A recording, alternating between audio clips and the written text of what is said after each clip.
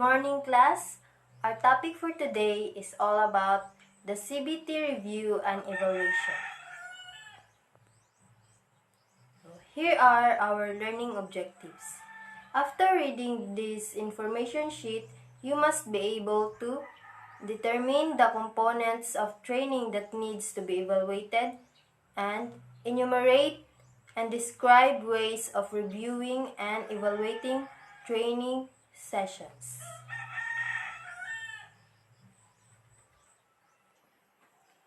So, competency-based training, like any other training, should evolve dynamically.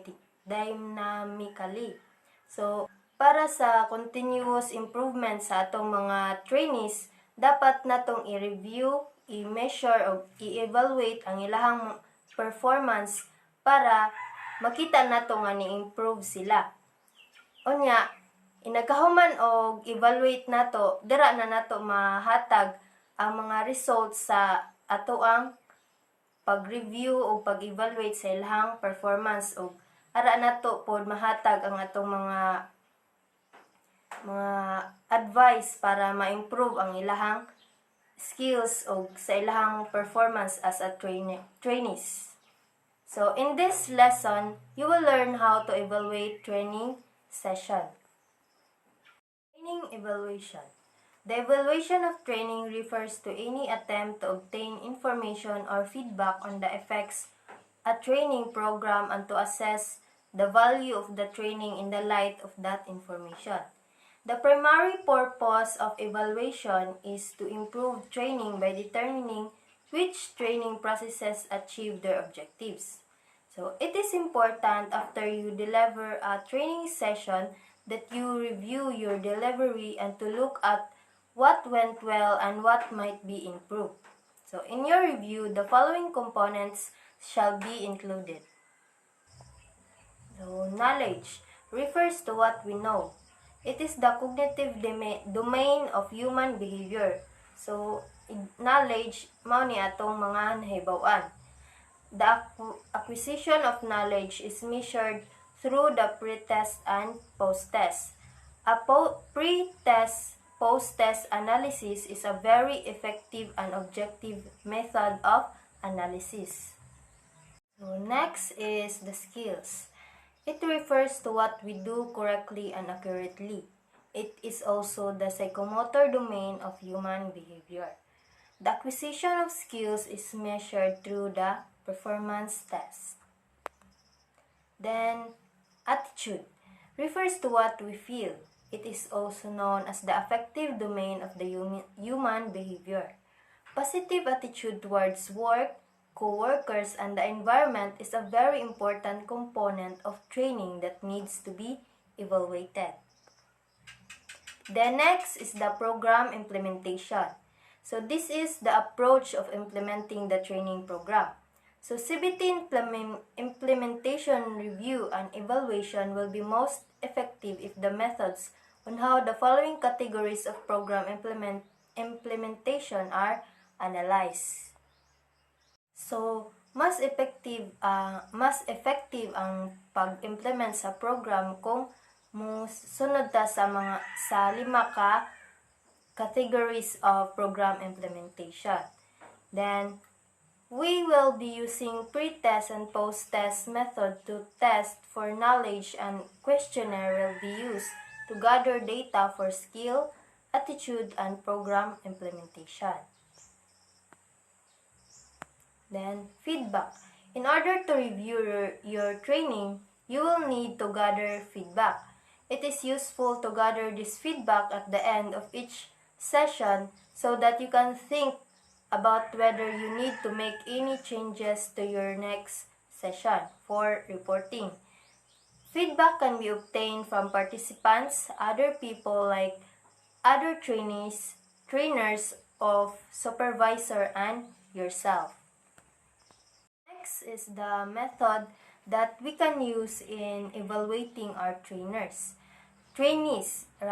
So, the evaluation sheets, the interviews with trainees or supervisor's observation, and evaluation workshops. So, kindly read na lang sa mga advantages o disadvantages class for your guidance. Then next we have here the CBT Evaluation tools nga atong gamiton para sa mga trainees. So, the table below shows some information gathering tools. So, sa table, no, makita na to ang mga information required para atong ma-assess ang performance sa atong mga trainees. Kanya sa PICAS pod, na dira ang evaluation tool nga atong gamiton para sa pag-evaluate sa ato ang mga trainees.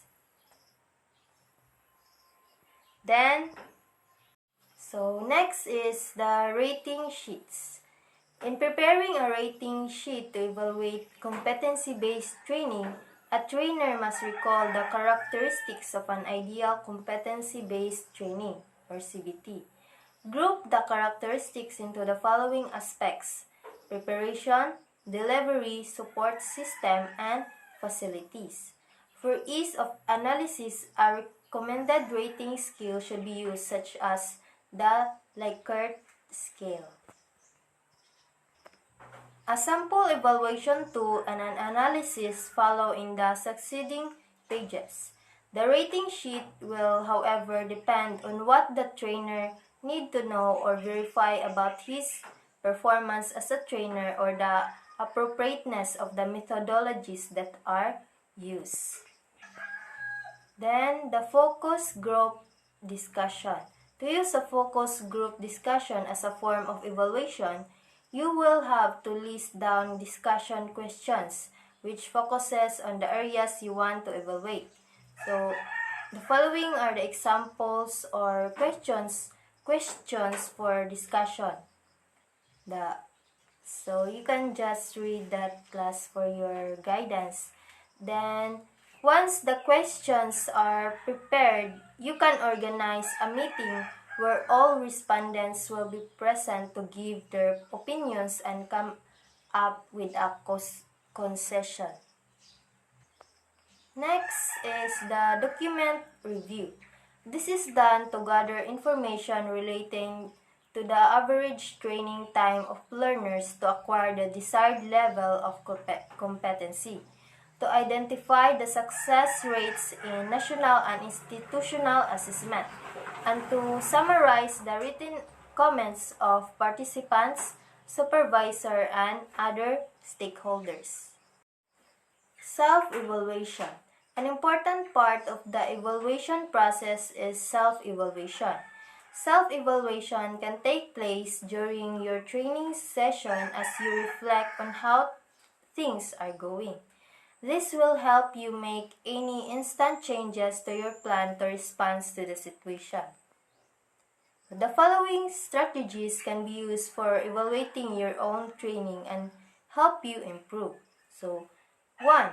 You can take a video of the CBT and look for ways to improve yourself.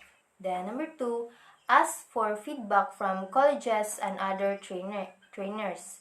Then, compare your training methods and techniques with other trainers. This is an example of a template which is used as an instrument for self-evaluation. So, magamit taan ni kung mag-evaluate ta sa atong kaugalingon. So, it's the end of my discussion. Do you have any questions or clarifications regarding with our topic? So, none. Okay, thank you for listening and have a good day.